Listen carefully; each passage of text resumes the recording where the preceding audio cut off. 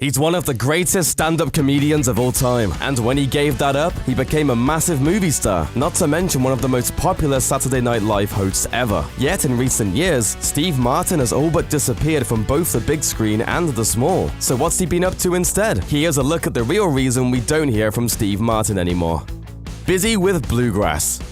Banjo playing once played a major role in Martin's stand-up routines, but his banjo skills are actually no joke. In the late 2000s, Martin reinvented himself as a serious musician. How serious? Not only has he had a #1 hit single and performed at the Grand Ole Opry several times, he even won a Grammy for the song Love Has Come For You, with musical partner Eddie Brickell.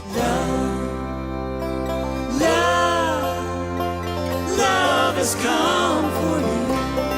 Martin thinks there's something mysterious and uniquely American about the banjo, telling NPR, "There's something very compelling about it to certain people. I'd like to think it's because we're Americans and the banjo is truly an American instrument, and it captures something about our past." The right stuff.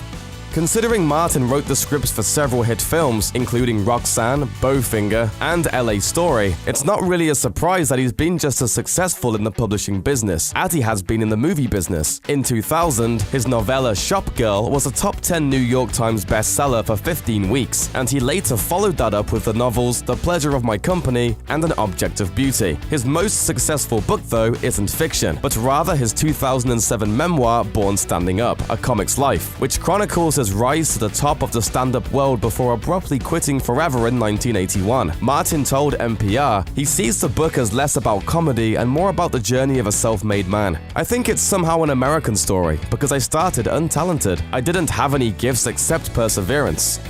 The Great White Way. Given Steve Martin's fondness for both music and writing, it makes sense that the star would eventually set his sights on Broadway. In 2014, Martin and Brickell wrote and produced Bright Star, a musical drama inspired by the duo's album Love Has Come For You. The play made its way to Broadway in 2016, where it racked up 5 Tony nominations, including Best Musical, Best Book in a Musical, and Best Score, but lost to the cultural juggernaut known as Hamilton. But Bright Star wasn't Martin's first foray into playwriting. In 1993, Martin penned Picasso at the La Pana Gil, which depicts a conversation between Pablo Picasso and Albert Einstein. The play made international headlines in 2009, when outraged parents objected to the character's questionable behavior and successfully prevented students at Oregon's La Grande High School from mounting a production. Martin responded by offering to fund an off-campus production of Picasso and penned a scathing editorial in La Grande Observer in which he argued that, despite the play's adult content, the spirit of the play and its endorsement of the arts and sciences are appropriate for young eyes and minds. Family man. Steve Martin tends to keep his private life to himself. In 2007, he invited his closest friends over for a dinner party, which turned out to be a surprise wedding. In 2012, when the actor was 67 years old, Martin's wife, former New York Times staffer Anne Stringfield, gave birth to the comedian's first child, and nobody knew about it for months. In fact, the public still doesn't even know what her name is, something Martin has made light of in interviews. I thought about the name quite a bit. Conquistador, what do you think?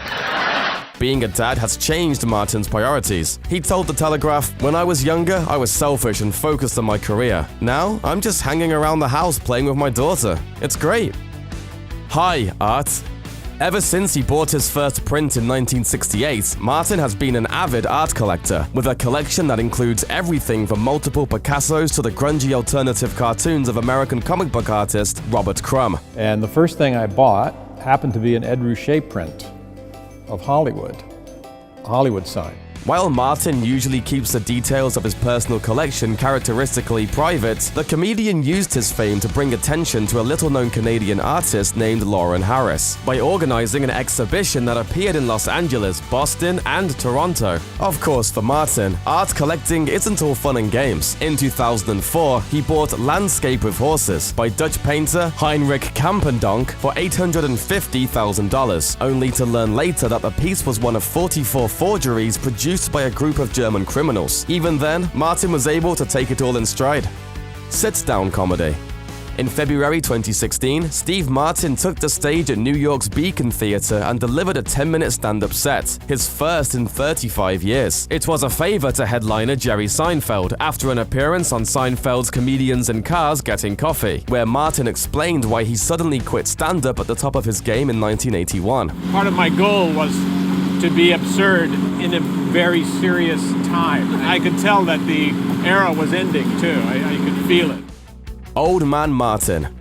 Let's face it, even for a young man, filming a movie can be a grueling experience. Despite Hollywood's glamorous image, actors often work extremely long hours, get very little sleep, and don't always get days off, often spending weeks away from home. Martin told Biography, now that he's in his 70s and has a family, that stuff doesn't sound so appealing anymore. It's difficult, the process of making a movie. If a studio had its way, they'd have you working 14 hours a day, every day. As you get older, your life actually becomes more important than your career, believe it or not. He could make a comeback. Martin may be spending his time out of the spotlight now, but he's still one of the most respected names in Hollywood, both for his comedic and dramatic acting skills. There's no question he could make a comeback if he wanted to, but between his music, his plays, his novels, and his family, right now it doesn't seem like making movies is a priority for him, to which there's really only one appropriate response. Well, excuse me!